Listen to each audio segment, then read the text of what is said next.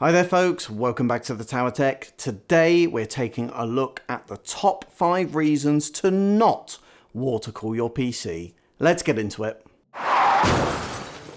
So coming in at number 5 on our list, it creates additional build time.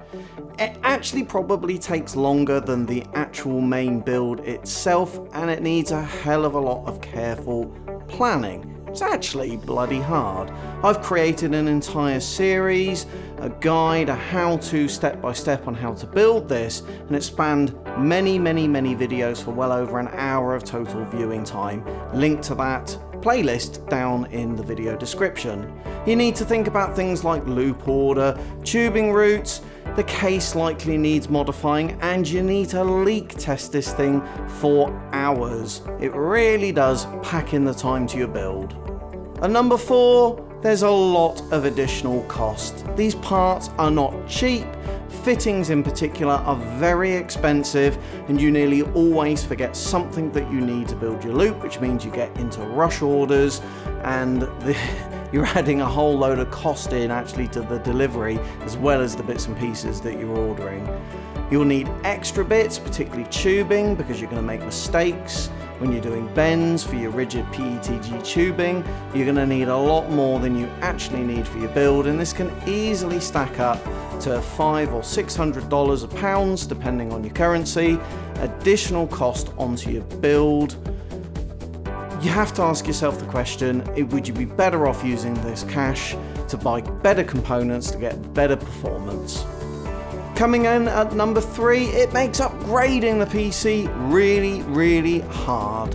You need to drain the loop every time you want to remove a component and replace it. You almost certainly then need to fit water blocks to the new components if they're GPUs or CPUs. It's a real pain even for small upgrades. Removing RAM can be very tricky, and if you make a mistake, it's very easy to inadvertently pull a pipe and cause a leak on your system. Draining the system is no small task. This actually takes quite a bit of careful planning and time, and actually then when you've added new water blocks on, you may find the holes that you've made on your case don't actually then line up with the new components that you're installing. You might actually need to change the case. Eking up towards the top of our list at number 2, a water cooling loop needs maintenance. You need to change the fluid in your loop at least every 6 to 12 months. Ideally, you should do a decent clean. Again, another video down in the description for that. Algae can grow in your loop if you're not careful, if you don't have fungal and anti-corrosives in there. Metals, fittings, blocks and O-rings can wear out, and you need to periodically check the loop for leaks. It's quite a lot of work. Arguably you do need to do maintenance on your PC anyway, clearing dust and stuff like that out, but it is substantially more effort when you have a water cooling loop that you need to maintain as well. Coming in at number 1 on our list, it can break your PC. Water and electricity just don't mix. Leaks will trash your PC entirely, and these can happen even after you've done very methodical leak testing.